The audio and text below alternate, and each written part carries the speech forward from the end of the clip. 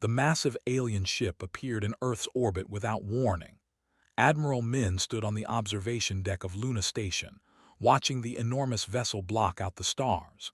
He had served in Earth's Defense Force for 30 years, but nothing had prepared him for this moment. The ship was unlike anything humanity had ever built. It stretched across the darkness like a floating city, its hull covered in strange symbols that glowed with purple light. Admiral Min pressed the communication button on his wrist device. His voice was calm despite the racing of his heart. "All stations go to alert status. Get me a direct line to President Sung immediately."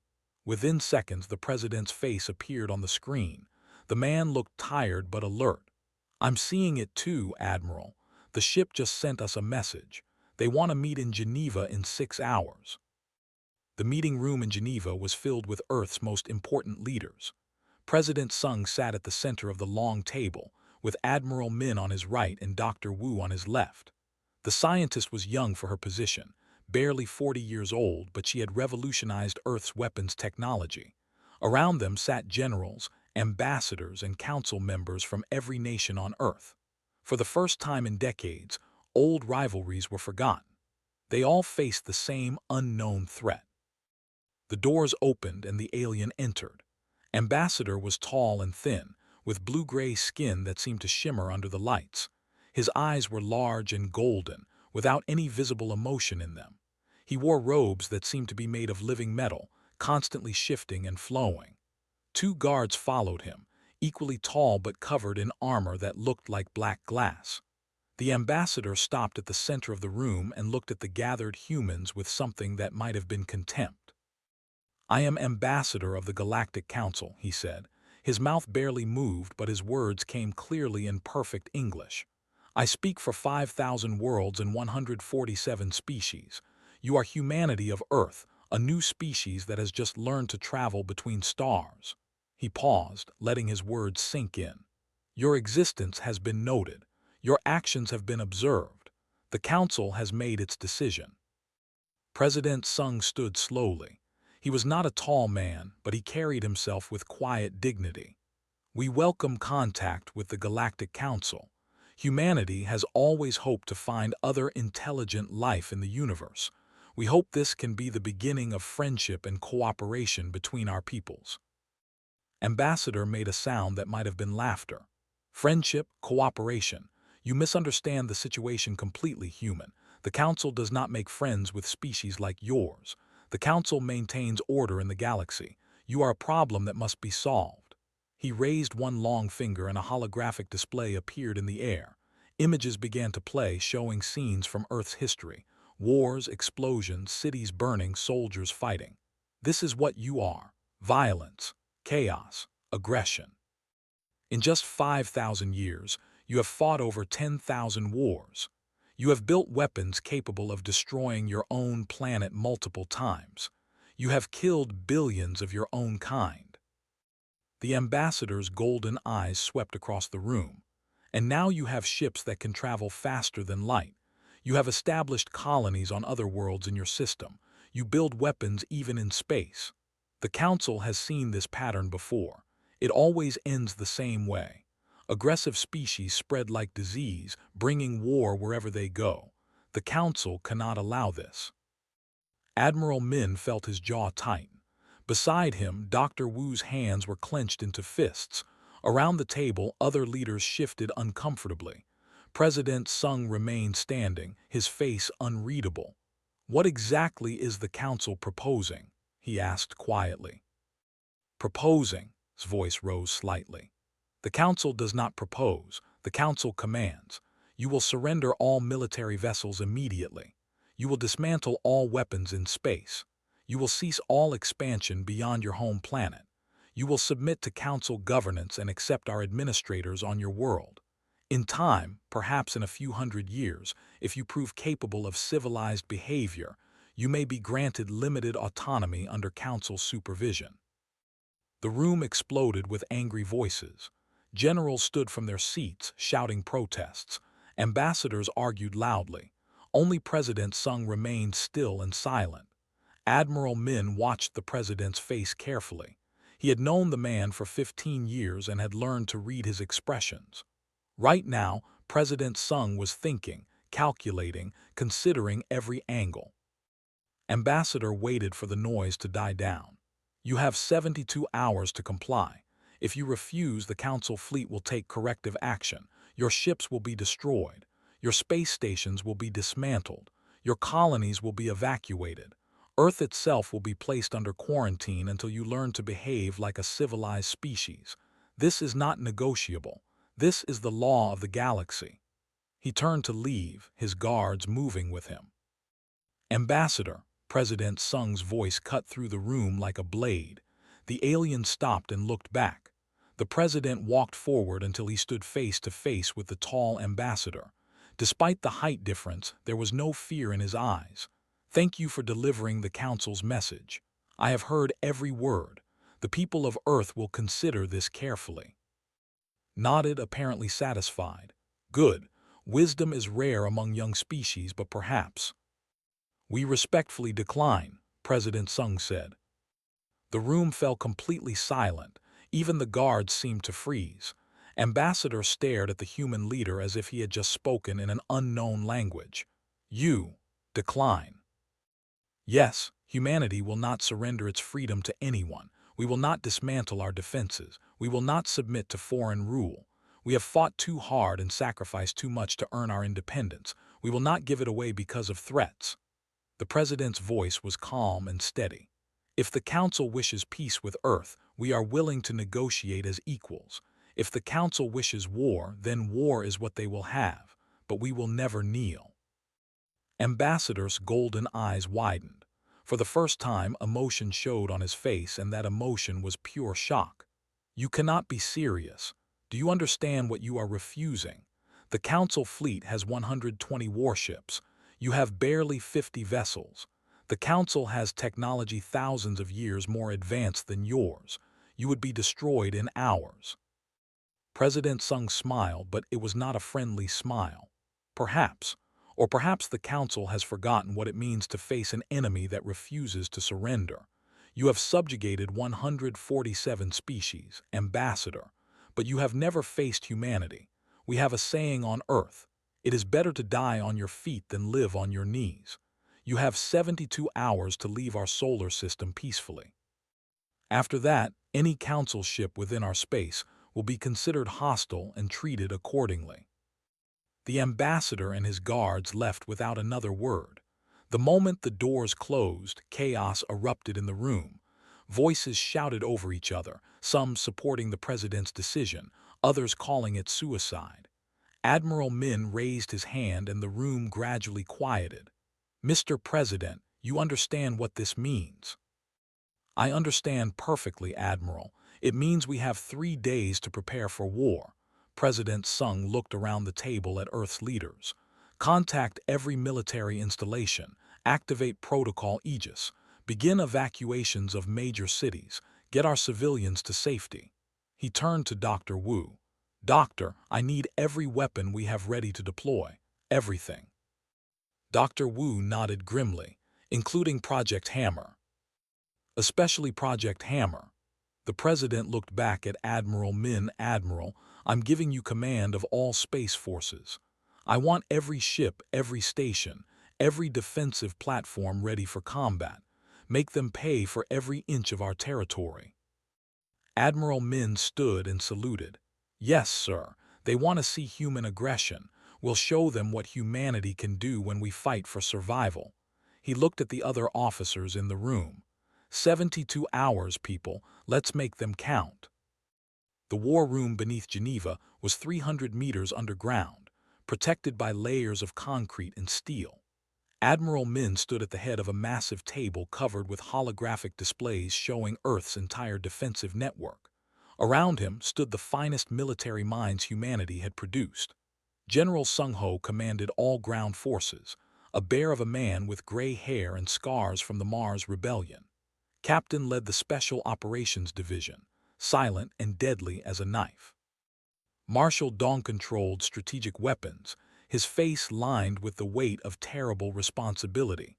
Colonel Mi ran intelligence, her sharp eyes missing nothing. Time check, Admiral Min said. 48 hours until the deadline, Colonel Mi replied. Council ships are holding position beyond Jupiter's orbit.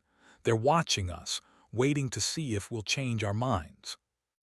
Admiral Min leaned over the table. They're going to be disappointed. Status report on all forces. General Sung Ho pulled up a display. All ground forces are at maximum readiness. We've evacuated civilians from potential target zones. Major cities have 70% of their population in underground shelters. Military installations are fortified. Every soldier knows what we're facing. He paused. Morale is high, sir. Nobody wants to surrender. Naval forces. Admiral Min looked at the display showing Earth's space fleet. 53 warships operational, reported Captain. 20 destroyers, 15 cruisers, 10 battleships, 8 carriers. All crews are on board and ready. We've also activated every orbital defense platform. The Moon has 36 missile batteries. Mars has 12. We've seeded the space between Earth and Mars with thousands of automated defense drones. Marshal Dong stepped forward. Strategic weapons are armed and ready. We have 200 orbital kinetic platforms, each capable of hitting any target on Earth or in near space. 300 tactical nuclear missiles ready to launch. And, he glanced at Dr. Wu, Project Hammer is operational. All eyes turned to the scientist. Dr. Wu brought up a new display showing the solar system. Small red dots appeared scattered throughout the asteroid belt and beyond. Project Hammer has been my team's secret for 5 years. These are relativistic kill vehicles, RKVs. Each one is a solid tungsten rod, 10 meters long and 2 meters wide, with an ion drive capable of accelerating to 30% of light speed. She zoomed in on one of the dots. At that velocity, each projectile carries enough kinetic energy to destroy a city or a warship. We have 47 of them positioned throughout the solar system, completely hidden. The Council doesn't know they exist. They can't detect them because they're running silent, using no active sensors. They're invisible until the moment we fire them. General Sung Ho whistled low. That's a planet-killer arsenal. That's the point, Dr. Wu said quietly. If we're going to fight the galaxy's supreme power, we need weapons they've never seen before. Weapons they can't defend against. Colonel Mi activated her own display. We've been monitoring Council communications since they arrived. I've learned some interesting things. She pulled up intercepted messages, alien text with translations below. The Galactic Council has been in power for over 20,000 years. They've subjugated 147 species, but here's what matters. They've never actually fought a war. Everyone looked at her. Admiral Min frowned. What do you mean? Every species they encountered surrendered after seeing their fleet. The Council rules through intimidation, not combat. They show up with overwhelming numbers, make threats, and the target species submits. It's worked every single time. Colonel Mi smiled grimly. They have no real combat experience. Their tactics are basic. Their commanders have never faced an enemy that fights back. Captain leaned forward. You're saying they don't know how to actually fight. I'm saying they've forgotten. 20,000 years of easy victories have made them soft. They expect their enemies to surrender. They don't plan for resistance because they've never faced any. Colonel Mi pulled up tactical analyses. Look at their fleet formation. It's impressive looking, but it's designed for intimidation, not combat. Their ships travel in tight clusters for visual effect. They make no use of the three-dimensional nature of space combat. They telegraph their movements hours in advance. Admiral Min felt something he hadn't expected to feel: hope. They have better technology, but we have better tactics. Exactly, Colonel Mi said. We have something else too: history. 5,000 years of warfare have taught us things the Council has forgotten: deception, ambush, guerrilla warfare, psychological operations. We know how to fight when we're outnumbered. We've done it before. Marshal Dong pulled up images of Earth's history. The Battle of Thermopylae, the Mongol invasions, Vietnam, Afghanistan. Throughout history, smaller forces have defeated larger ones through superior tactics, knowledge of terrain, and sheer determination. He looked around the table. The council thinks we're primitive. Let's use that against them. Agreed, Admiral Min said. Here's what we're going to do. We let them make the first move. They'll come in expecting us to scatter or surrender immediately. Instead, we hit them hard and fast. Captain, I want your special forces ready to board enemy vessels if opportunity presents itself. We need to learn their technology, find their weaknesses. Nodded. I have 3 teams ready to deploy. Give me a target and we'll take it. General Sung Ho, if they attack our colonies, make them bleed for every meter. Use the terrain. Make them afraid. They'll regret ever landing on Mars, the general promised. Dr. Wu, I want Project Hammer targeted on their command ships. The moment they enter weapons range, we hit their leadership. Cut off the head and the body might fall. The scientist's fingers flew across her console. I'll have firing solutions ready within the hour. Colonel Me, Psychological Warfare. I want you to broadcast our response to every frequency they're monitoring. Let them know exactly who they're fighting. The intelligence officer smiled coldly. I'll make sure the whole galaxy knows what happened here. Admiral Min straightened up. We're not just fighting for ourselves. We're fighting for every species that ever bent the knee to the Council. We're showing them that resistance is possible, that tyrants can be defeated. He looked at each person around the table. We might not win. The odds are not in our favor. But by God, we're going to make them remember humanity. We're going to make them regret threatening Earth. The room erupted in grim agreement. As the meeting broke up and officers rushed to their stations, Dr. Wu approached Admiral Min. Admiral, there's something else. Something I haven't told the others. What is it? Project Hammer isn't the only weapon I've been working on. There's another project, something more dangerous. She pulled him aside and lowered her voice. We've been studying quantum entanglement, trying to develop faster-than-light communication. We failed at that, but we discovered something else, a way to create localized spatial disruptions. Admiral Min studied her face. Speak plainly, Doctor. We can create artificial singularities, small black holes. They only last for a few seconds before evaporating, but in those few seconds, she trailed off. We could put one inside an enemy ship. It would tear the vessel apart from the inside. The Admiral felt a chill run down his spine. How many can you make? We have 3 devices ready, but Admiral, using them is dangerous. The calculations have to be perfect or the singularity could expand beyond our control. And using them, it's a weapon that leaves nothing behind. No survivors, no chance to surrender. Admiral Min looked at the displays showing Earth, beautiful and blue against the darkness. He thought of his daughter, safe in a shelter beneath Tokyo. He thought of all the children hiding underground, waiting to see if they would have a future.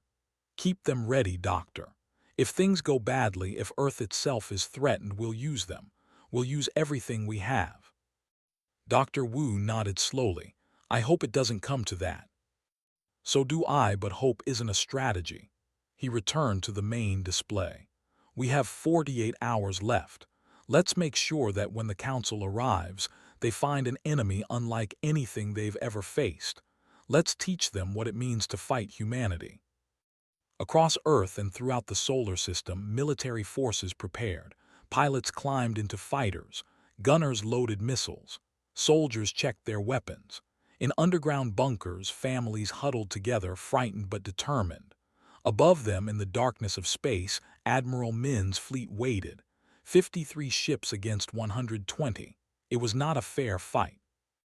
But humanity had never needed fair fights. They had always fought when the odds were impossible. They had always refused to surrender.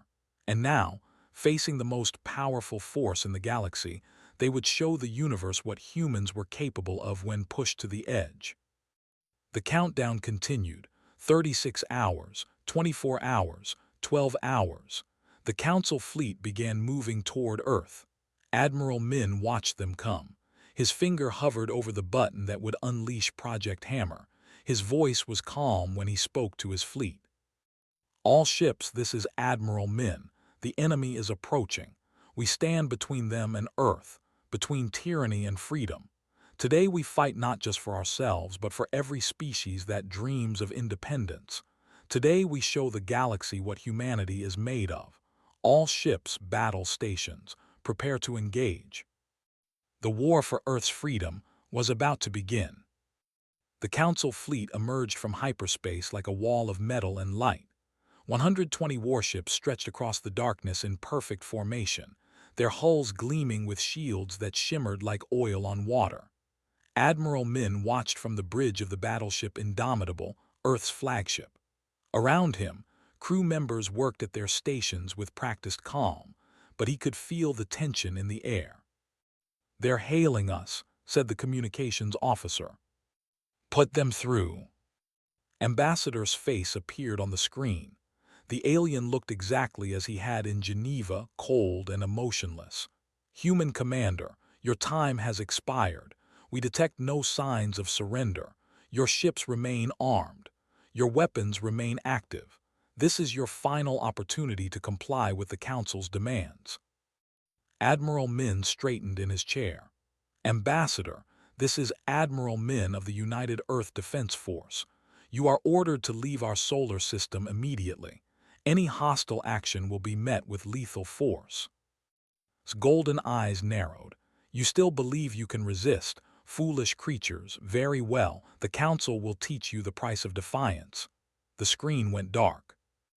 "All ships," Admiral Min said quietly, "weapons free. Execute Plan Typhoon." The Council fleet began moving forward in their tight formation, aiming directly for Earth. They passed Jupiter's orbit, their shields glowing brighter as they prepared for any resistance. They expected humanity's ships to scatter or make a desperate charge. They expected panic and chaos. They got neither. As the Council fleet passed Jupiter, the gas giant seemed to explode with light. Hidden in the planet's massive magnetosphere, protected from detection by the intense radiation, 20 Earth destroyers emerged, firing everything they had. Missiles streaked across the void. Rounds hammered into Council shields. Nuclear warheads detonated in bursts of white fire. The Council fleet broke formation in confusion. Their captains had never experienced an ambush before. 15 ships disappeared in the first 30 seconds, their shields overwhelmed by the sudden concentrated fire. The rest scattered, trying to return fire, but the Earth ships were already moving, using Jupiter's gravity to slingshot around the planet. "Phase 2, Admiral Min ordered." Dr. Wu's voice came through on a secure channel. "Project Hammer, launching now." From hidden positions throughout the asteroid belt, the relativistic kill vehicles activated. 47 tungsten rods began accelerating, their ion drives burning silently in the void. The Council sensors detected them too late. Moving at 30% of light speed, there was no time to dodge, no way to escape. The first RKV hit a Council cruiser dead center. At that velocity, the tungsten rod didn't explode. It simply punched through the ship like a bullet through paper. The kinetic energy transfer was catastrophic. The cruiser tore apart, spilling atmosphere and debris. 6 more Council ships died in the next few seconds, each destroyed by a weapon they had never imagined possible. "They're breaking off," reported the tactical officer. "The Council fleet is retreating toward Mars." Admiral Min felt no satisfaction. "They're going after the colonies. Get me General Sung Ho." The general's face appeared on the screen, his features illuminated by red emergency lighting. "I see them coming, Admiral. Mars Defense Force is ready." "Make them pay, General." "Count on it." The Council fleet, now reduced to 98 ships, moved toward Mars with murderous intent. If they couldn't strike Earth directly, they would capture the human colonies and use civilians as hostages. It was simple logic. Every species valued their young and weak. Threaten them, and even the most warlike enemy would surrender. They did not understand humanity. As the Council ships entered Mars orbit, General Sung Ho watched from deep beneath Olympus Mons, the largest volcano in the solar system. The mountain had been hollowed out over decades, turned into a fortress that could withstand anything short of a planet-killing impact. Around him, 3,000 soldiers waited at their stations. "Launch missiles," he ordered. From concealed silos scattered across Mars' surface, 500 missiles erupted upward. The thin Martian atmosphere did nothing to slow them. They screamed into space and slammed into the descending Council ships. Shields flared and held, but the missiles weren't the real attack. They were distraction. While the Council fleet focused on the missiles, Captain and her special operations teams were already moving. Using small stealth shuttles, they had launched from hidden positions on Phobos and Deimos, Mars' two moons. The shuttles looked like debris, tumbling through space without power signatures. The Council sensors ignored them. "Target identified," whispered into her comm. She could see the Council flagship Eternal Mandate hanging in orbit above Mars, its massive bulk blocking out stars. "Team 1 with me. Teams 2 and 3, you know your targets." Her shuttle drifted closer, closer, until they were practically touching the flagship's hull. Activated magnetic clamps and the shuttle stuck to the alien metal. She and her 4 team members climbed out in their armored suits, moving carefully across the hull toward an airlock they had identified from intercepted technical data. "Breaching," said Lieutenant Bora, the team's tech specialist. She placed a shaped charge on the airlock and everyone backed away.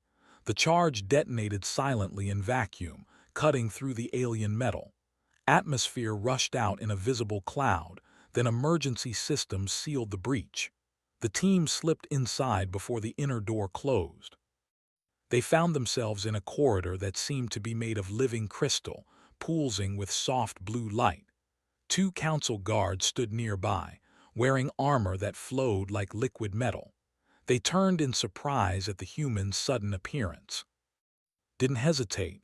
Her fired twice, the electromagnetic acceleration making barely a sound. The guards dropped. "Move fast. We have maybe 10 minutes before they realize we're here." Her team ran through the corridors, following the maps Colonel Mi had prepared from intercepted data. They passed more guards, fought brief and brutal firefights, left bodies behind them. Each step took them deeper into the ship, closer to the power core. Meanwhile, on Mars' surface, the Council finally landed ground troops. 5,000 soldiers in gleaming armor descended on the human colonies, expecting terrified civilians. Instead, they found empty buildings and booby-trapped streets. General Sung Ho had evacuated everyone into the underground networks that honeycombed Mars beneath its surface.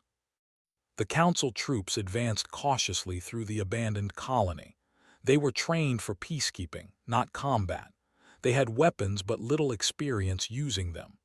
As they moved deeper into the colony, the ground beneath them suddenly erupted. Sung Ho had buried charges throughout the colony. He triggered them now, and entire buildings collapsed into sinkholes. Council soldiers fell screaming into darkness. Before they could recover, human troops emerged from hidden tunnels, firing from behind cover, then disappearing back underground. It was guerrilla warfare at its finest. The Council soldiers couldn't fight what they couldn't see. Every corner held potential ambush. Every building might contain explosives. The Martian soil itself became their enemy. "Pull back," ordered the Council ground commander, his voice cracking with panic. "Pull back to the ships." But retreating was just as dangerous. Humans emerged from behind rubble, firing rocket-propelled grenades at the Council troops. Snipers picked off officers from hidden positions.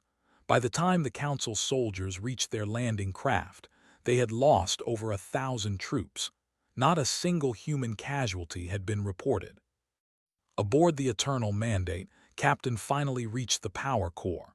It was a massive chamber filled with what looked like crystallized light, pulsing with energy that made her teeth ache even through her helmet. "Plant the charges," she ordered. Her team moved quickly, placing tactical nuclear devices around the core. They had brought 6, each one small enough to carry but powerful enough to cripple the flagship. Bora set the timers while Sergeant Wu covered the entrance, his rifle trained on the door. "Charges set," Bora reported. 10 minutes to detonation. Alarms suddenly began wailing throughout the ship. Red lights flashed. "They know we're here," said. "Time to leave. Go, go, go." The team ran back the way they had come, but Council security was waiting. Energy weapons lit up the corridor with blue fire. Wu went down, his armor melting. Bora grabbed him and dragged him forward while the others returned fire. They fought their way through 3 corridors, losing another team member when a lucky shot found a weak point in her armor. Finally, they reached their entry point. The shuttle was still there, still clamped to the hull. They piled inside and punched the emergency detach. The shuttle tumbled away from the flagship just as the nuclear charges detonated. The explosion tore through the power core, spreading through the ship's energy conduits. Eternal Mandate shields failed. Its weapons went offline. The massive flagship began drifting, crippled but not destroyed. "All Council ships," Admiral Min broadcast on open channels, "your flagship is disabled. Your ground forces are defeated. You have lost 43 ships. We have lost 6. Surrender now or we will continue this battle until every one of your ships is destroyed." Ambassador appeared on the screen again. His face was no longer emotionless. He looked shocked, almost frightened. This is not possible. You are a primitive species. How can you?" "We're human," Admiral Min said simply. "We've been fighting wars since before we could write. You expected us to surrender because every other species surrendered, but we're not like them. We don't give up. We don't surrender. And we will never, ever kneel to anyone." The Council fleet, limping back beyond Jupiter's orbit. They left behind their dead, their damaged ships, and their confidence.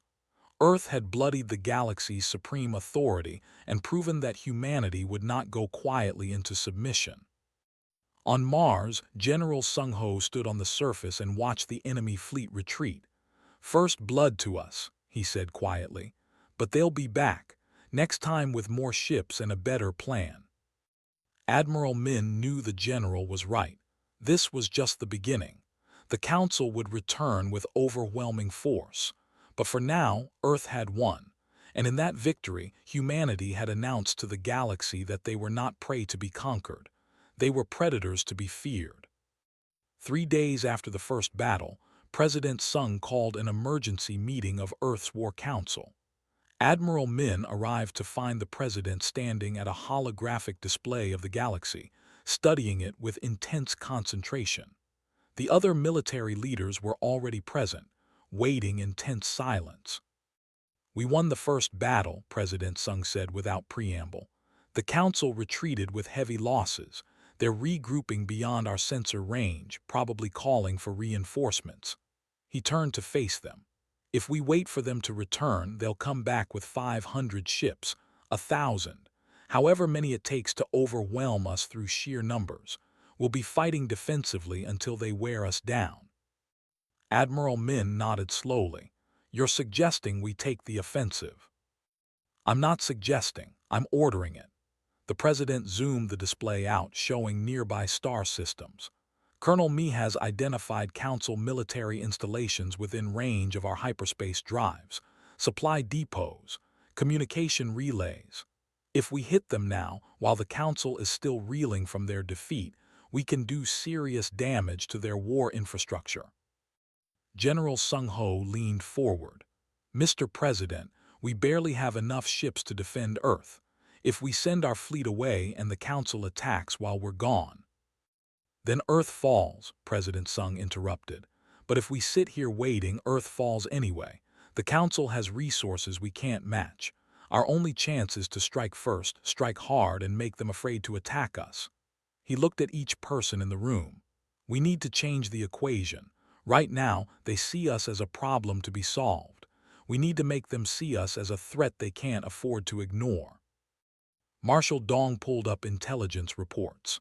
Colonel Mi has identified the 442 system as a high-value target. It's a major logistics hub for the Council. They move supplies, weapons, and troops through there. 3 orbit the 4th planet. Each station houses approximately 10,000 personnel and contains enough military equipment to supply a full battle fleet. Defenses, Admiral Min asked.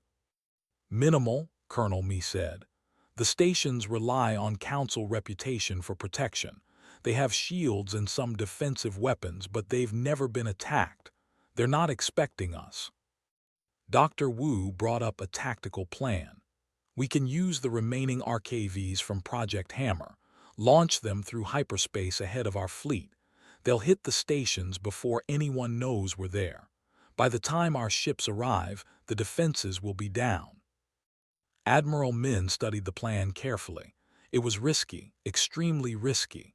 They would be taking half of Earth's fleet deep into Council territory with no reinforcements available. If anything went wrong, if the Council caught them, every ship would be lost. But the President was right. Doing nothing meant slow defeat. How long to prepare? 12 hours, Dr. Wu said. We need to recalculate the RKV trajectories and brief the fleet commanders. Do it, President Sung ordered. Admiral, I'm giving you full authority over this operation. Take 50 ships, hit them hard and get out. Show the Council that Earth can strike anywhere, anytime. 16 hours later, 50 Earth warships prepared to jump to hyperspace. Admiral Min stood on the bridge of Indomitable, watching the countdown on his display. Around him, his crew worked with quiet efficiency. They all knew this mission might be one way. They had all volunteered anyway. All ships report ready, said the communications officer. Admiral Min took a deep breath. Execute jump. Space twisted and the fleet disappeared, crossing light years in seconds through the artificial dimension humans called hyperspace. The journey took 4 hours, 4 hours of watching readouts and checking systems, and hoping the Council hadn't detected them. Finally, they emerged at the edge of the 442 system. Scanning, said the sensor officer. I have the 3 in orbit around 442D. No sign of enemy fleet. Wait. She looked up, her face pale. Sir, there are 20 Council warships docked at the stations. Admiral Min felt his jaw tighten. 20 warships meant 2,000 enemy troops, plus another 30,000 on the stations themselves. The odds had just gotten much worse. Status of Project Hammer. RKVs are on final approach. Impact in 90 seconds. All ships prepare for immediate combat after RKV strike. Target those docked warships before they can launch. On the bridge, everyone watched the countdown. 60 seconds, 45, 30. The RKVs were invisible on sensors, tungsten rods moving at relativistic speed. Nothing could detect them until impact. 0. 3 stars suddenly blazed in the darkness as the RKVs hit. Each one carried the kinetic energy of a small nuclear weapon. The first simply exploded, its shields overwhelmed instantly. The second station's shields held for half a second before failing.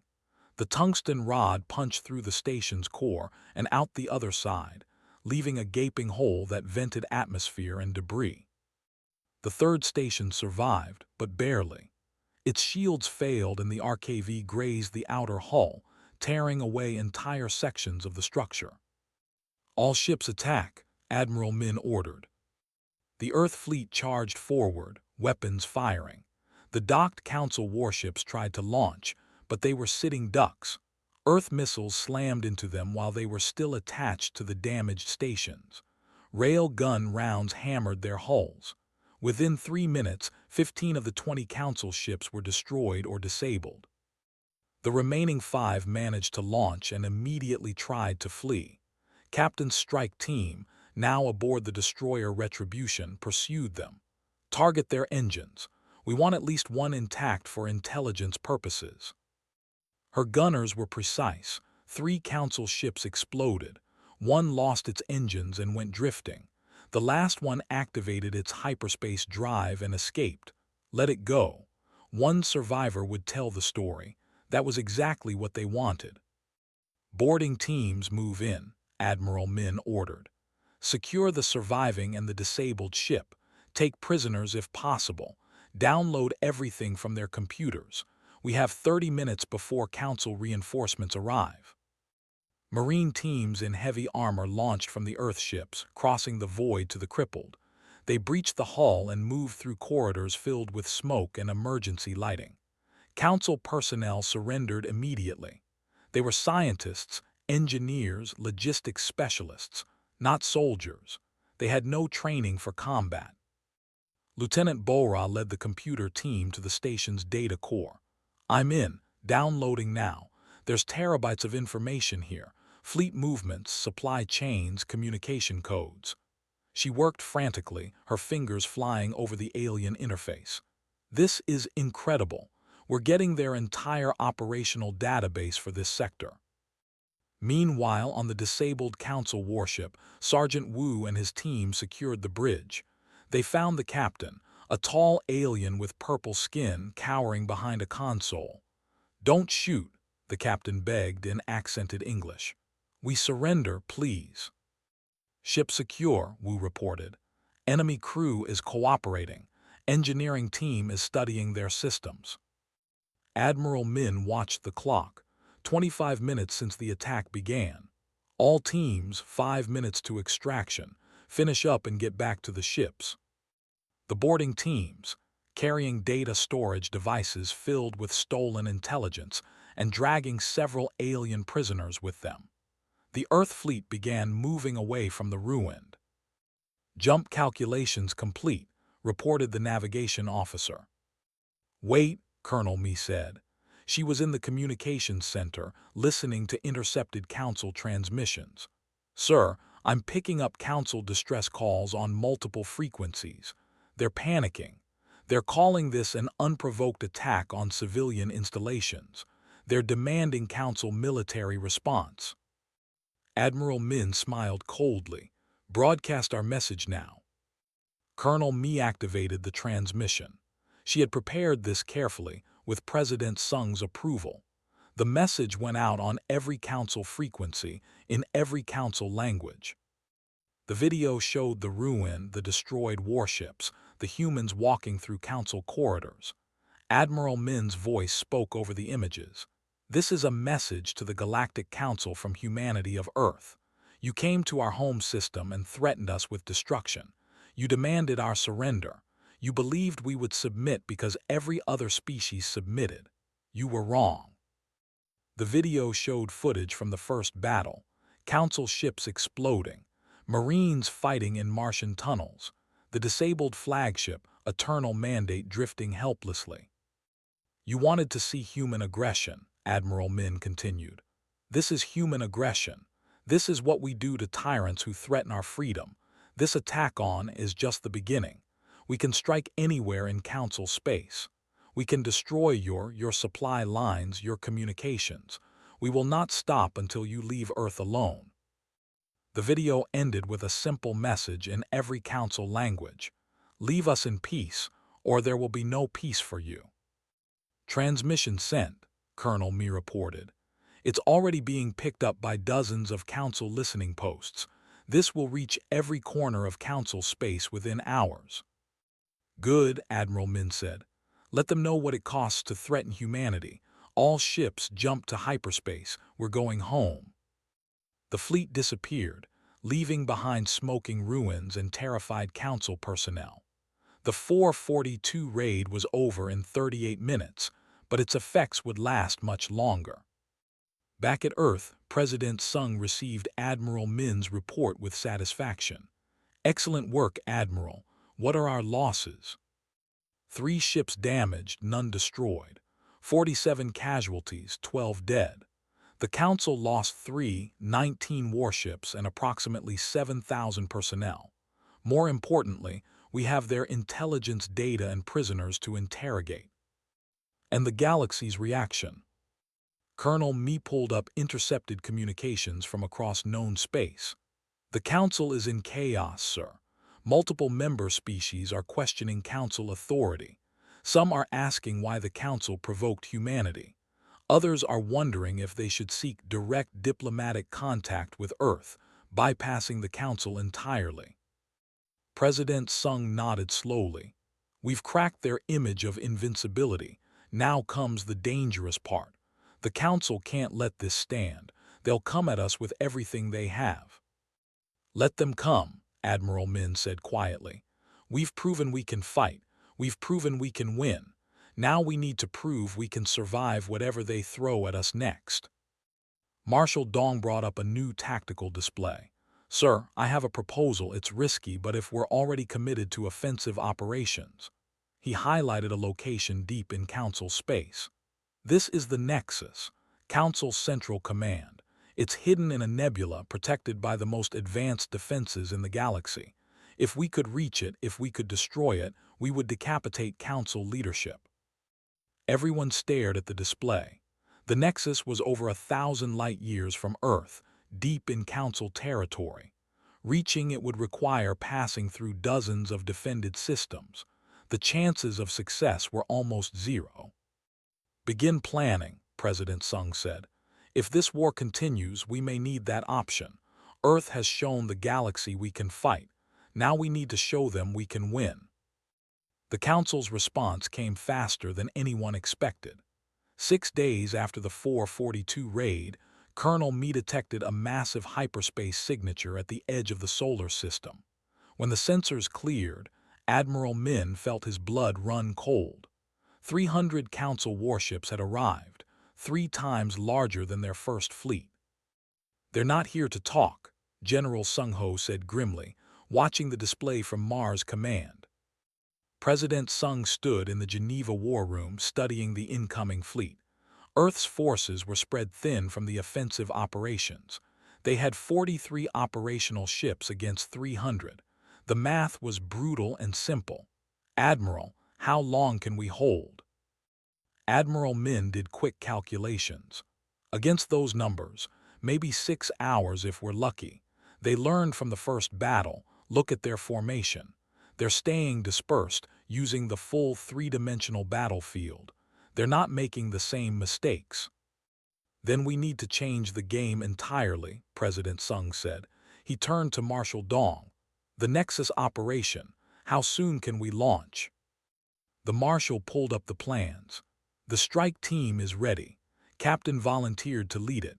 But sir, sending our special forces to attack Council headquarters while Earth is under assault is exactly what we need to do, the President interrupted. If this fleet reaches Earth, we lose. Our only chance is to cut off their command structure, force them to stop and reassess, maybe even force them to negotiate. Captain stepped forward. She looked tired, with dark circles under her eyes from the constant combat, but her voice was steady. Give me 12 operators and a fast ship. We'll need 1 week to reach the Nexus. If Earth can hold for 1 week, we can end this war. You understand this is a one-way mission, President Sung asked quietly. The chances of surviving and returning are less than 5%, finished. We know, sir, we're going anyway. That's what soldiers do. Admiral Min looked at the young captain. She was 32 years old, had served in special operations for a decade, and had never failed a mission. Pick your team. You launch in 2 hours. While assembled her strike team, Admiral Min prepared Earth's remaining forces for the defense. He split the fleet into 3 groups, each positioned at different points around Earth. The plan was simple: hit and run, never allowing the Council to bring their full strength against any single target. All ships, he broadcast, this is probably our last stand. The Council has come to finish what they started. We're outnumbered 7-1. By all logic, we should lose. He paused. But humanity has never cared much for logic.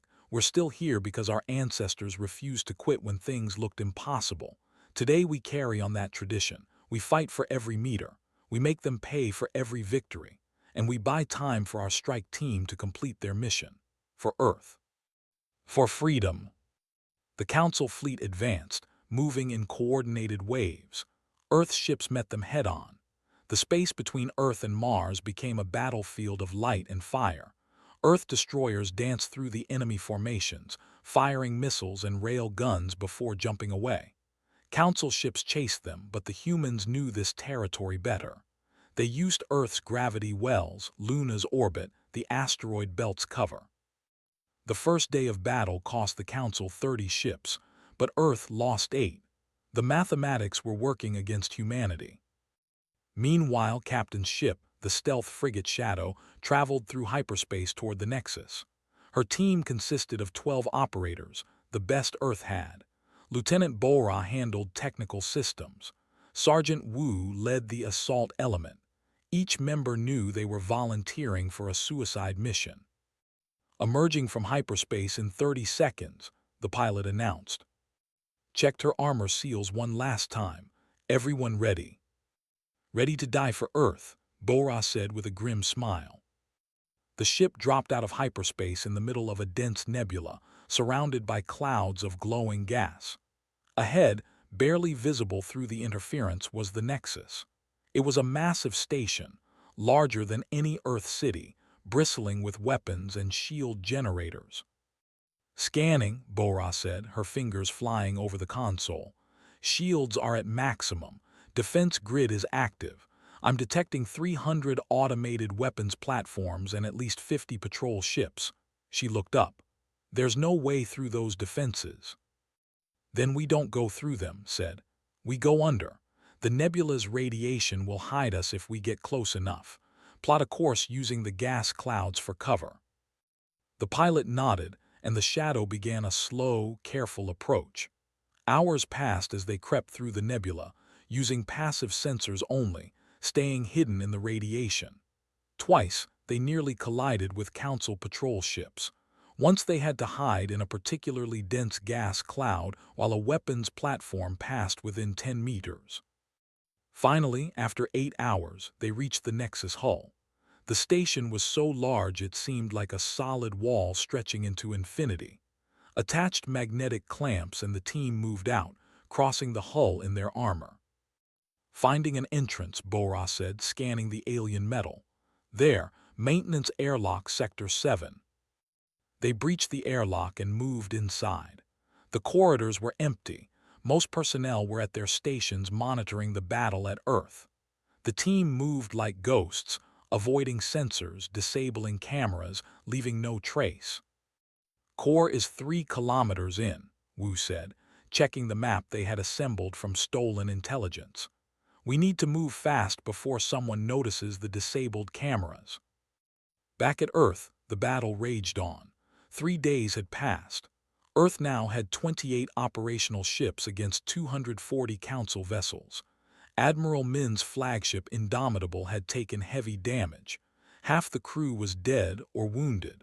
The Admiral himself had burns on his left arm from an exploding console.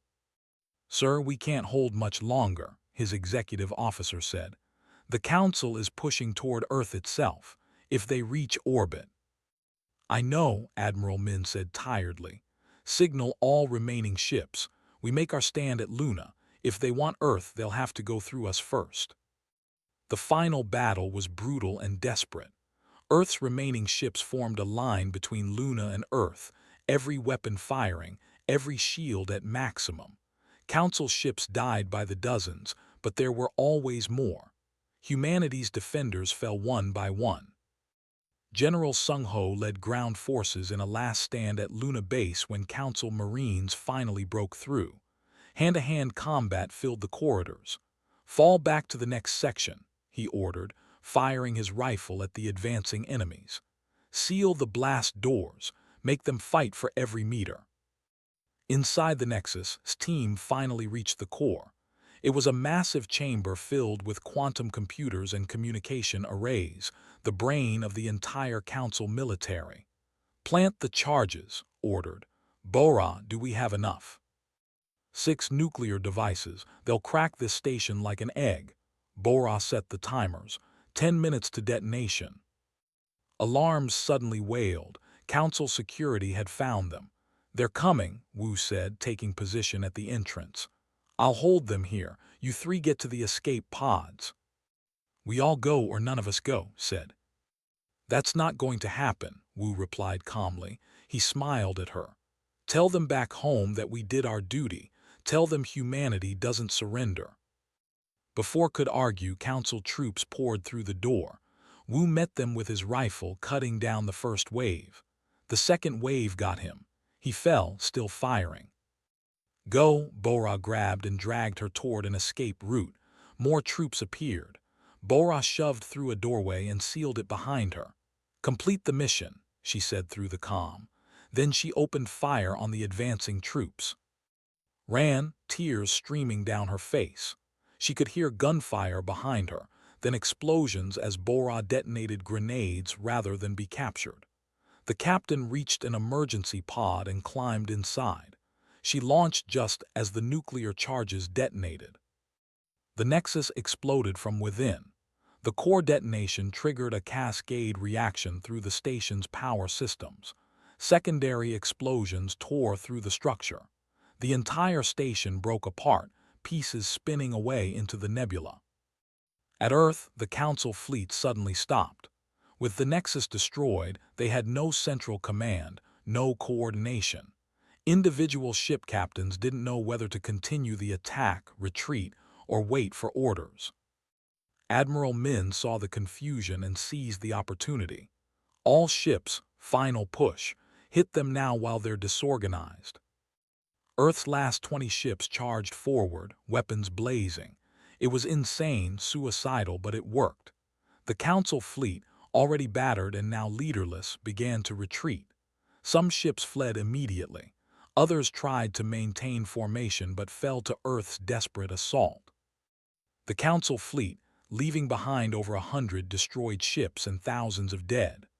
Earth had lost 35 warships and over 50,000 people, military and civilian combined. But Earth still stood, unconquered and unbroken.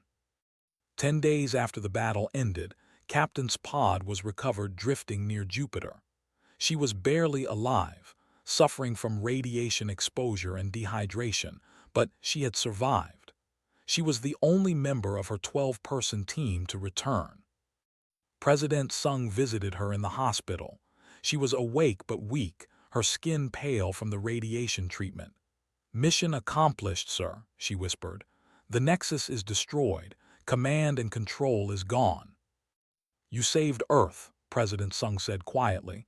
"Your team saved humanity." "At a cost," replied. "So many dead, Bora, Wu, all of them, was it worth it?" President Sung took her hand. "Freedom is always worth the price. Your friends knew that. They chose to pay it so the rest of us could live free." 3 weeks later, what remained of the Council leadership sent a communication to Earth. Ambassador appeared on the screen, but he looked nothing like the arrogant alien who had first threatened Earth. He looked defeated. "Humanity of Earth," he said slowly, "the Galactic Council requests negotiations. We propose an immediate ceasefire and peace talks. Earth's sovereignty will be recognized. Reparations will be discussed. We ask only that hostilities end." President Sung considered the offer carefully. Earth had won, but barely. Another major battle would destroy what little remained of their fleet. "We accept negotiations on one condition. Earth will deal with the Council as an equal, not as a subject species. Any species that respects our sovereignty will find us to be fair and reasonable. Any species that threatens us will face the same response you received. Is this understood?" "Understood," said quietly. "Humanity has earned its place among the stars. The Council acknowledges this." 5 years after the war, Admiral Min stood on Luna, now promoted to Fleet Admiral and Commander of all Earth forces. Before him stretched a memorial wall of black marble, kilometers long, engraved with the names of every person who died in the war. 58,423 names. Civilians and soldiers, young and old, all who paid the price for Earth's freedom. Captain stood beside him, her body still showing signs of the radiation exposure, but alive and well. Lieutenant Bora and Sergeant Wu's names were on the wall, along with all the others who never came home. "Do you think it was worth it?" a reporter asked. Looked at the wall for a long moment. Freedom is never free. It costs blood and sacrifice. But yes, it's worth it. Because of what we did, no human will ever have to kneel to anyone. Our children will grow up free. That's worth any price. Admiral Min placed his hand on the memorial wall, feeling the names carved into the stone. The galaxy learned something important here. They learned that humanity doesn't surrender. We don't bow to threats. We fight for what we believe in, no matter the cost. He looked up at Earth, beautiful and blue in the sky above. And we will never stop fighting for our freedom. The war was over. Earth had survived. The price was terrible, but the prize was everything. Humanity had earned its place among the stars not through submission, but through strength. And the galaxy would never forget the species that refused to kneel.